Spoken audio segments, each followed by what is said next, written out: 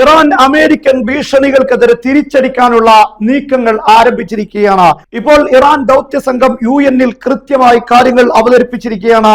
Iran stand ready for dialogue based on mutual respect and interest. താല്പര്യത്തോടുകൂടെയും പരസ്പര ബഹുമാനത്തോടുകൂടെയും ഏത് ചർച്ചക്കും ഞങ്ങൾ തയ്യാറാണ്.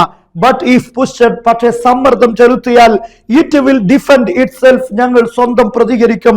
And respond like never before, ഒരിക്കലും ഇതുവരെ കാണാത്ത രീതിയിലുള്ള തിരിച്ചടികൾ ഞങ്ങൾക്ക് നൽകേണ്ടി വരുമെന്ന കാര്യം UN-ൽ ഇപ്പോൾ അറിയിച്ചിരിക്കുകയാണ്. കാരണം അങ്ങനെ ഒരു നീക്കം നടത്തിയാൽ, മാത്രമല്ല ഒരു മുൻകൂർ ആക്രമണം ഇറാൻ നടത്തുകയാണെങ്കിൽ ആ നടത്തുന്നത് നിയമവിരുദ്ധമാകാതിരിക്കാനുള്ള ചില നീക്കങ്ങളാണ് ഇപ്പോൾ UN-ൽ ഇറാന്റെ സംഘം നടത്തിയിരിക്കുന്നത്. ഇറാൻ അത്തരം ഒരു ദൗത്യമാണ് ഇപ്പോൾ UN-ൽ നിർവഹിച്ചിരിക്കുന്നത്. കാരണം അമേരിക്കയിൽ നിന്ന് ശക്തമായ ഭീഷണി ഞങ്ങൾക്കുണ്ടെന്നും ആ ഭീഷണിയെ ഉന്മൂലനം ചെയ്യുക എന്നത് ഞങ്ങളുടെ സ്വയം പ്രതിരോധത്തിന്റെ ഭാഗമാണ്, അത് ഞങ്ങളുടെ അവകാശമാണ് എന്ന രീതിയിലുള്ള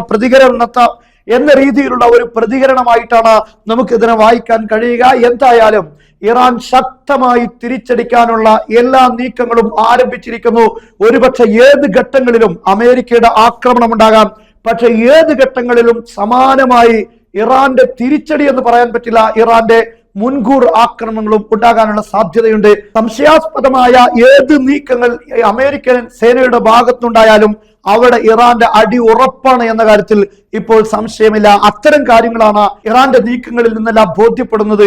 അതേസമയം അമേരിക്കക്ക് ഇറാന്റെ ഇപ്പോഴത്തെ തിരിച്ചടി ശക്തമായിരിക്കുമെന്ന് ബോധ്യപ്പെട്ടതുകൊണ്ടായിരിക്കണം. മാത്രമല്ല, പേർഷ്യൻ കടലിൽ അമേരിക്കയുടെ കപ്പലുകളെ ഇറാൻ മുക്കാൻ ശ്രമിക്കുന്നു എന്നുകൂടെ മനസ്സിലാക്കിയ അടിസ്ഥാനത്തിലാകാം ട്രംപ് ഇപ്പോൾ മറ്റൊരു വിമാനവാഹിനി ഒരു കപ്പൽ വ്യൂഹത്തെ കൂടെ ഈ മിഡിൽ ഈസ്റ്റിലേക്ക് വരാൻ ആവശ്യപ്പെട്ടിരിക്കുകയാണ്. അത് മിഡിൽ ഈസ്റ്റിലേക്ക് തിരിഞ്ഞിരിക്കുന്നു എന്ന കാര്യം കൂടെ ട്രംപ് ഇപ്പോൾ അറിയിച്ചിരിക്കുകയാണ്.